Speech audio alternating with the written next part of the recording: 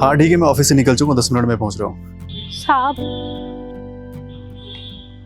चलोगे क्या? Excuse me, क्या तुमने मुझे ऐरा गहरा नत्थू खैरा समझ रखा है?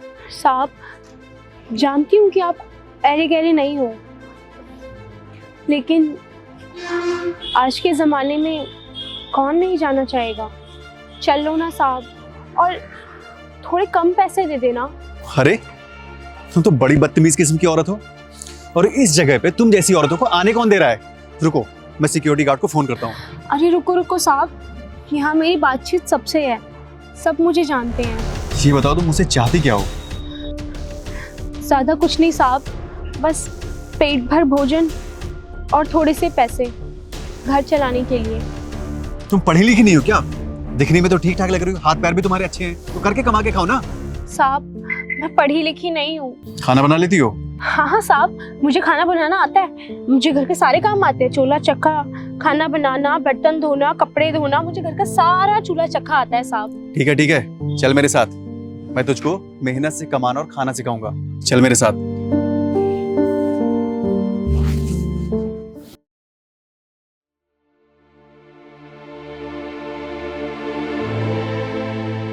सम्राट, ये किसको उठा लाए? कहानी थोड़ी लंबी है साहब, अगर आप इजाजत दें तो बैठ के समझा दूं। हाँ आओ बैठो। चलो। एक मिनट साहब, आपने तो कहा था कि आप अकेले हो, और आप तो अपने घर लेके जाने वाले थे ना, फिर ये साहब कौन है? डोंट वरी, अभी सब तुमको पता चल जाएगा। आ जाओ।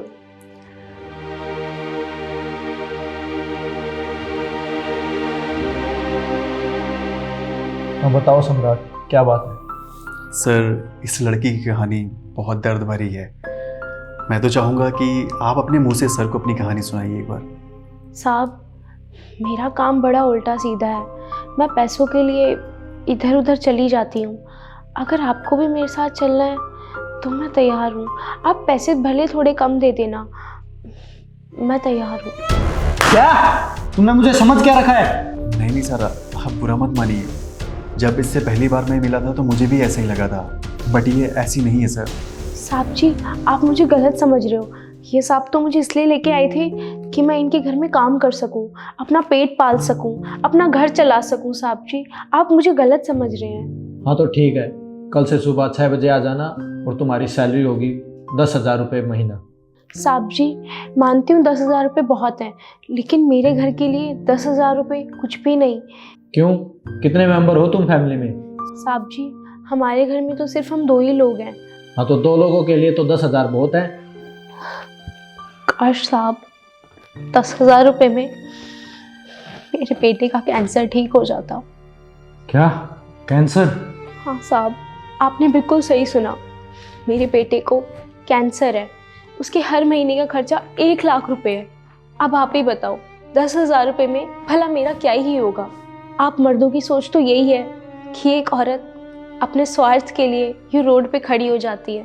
एक औरत के साथ साथ मैं एक माँ भी हूँ, और एक माँ अपने बच्चे के लिए किसी भी हद तक जा सकती है और कुछ भी कर सकती है अपने बच्चे को बचाने के लिए। साहब मैं आपके आगे हाथ जोड़ती हूँ, आप प्लीज़ मुझे गलत मत समझिए।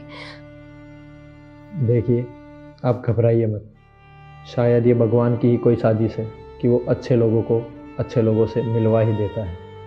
आज से आपके बेटे के इलाज का खर्चा हम उठाएंगे। सम्राट, आप इनके साथ जाइए एंड मेक श्योर इनके बेटे के इलाज में किसी भी प्रकार की कोई कमी ना आए। जी sir. Sir cash? 1 second, Tanesh cash लेकर आओ।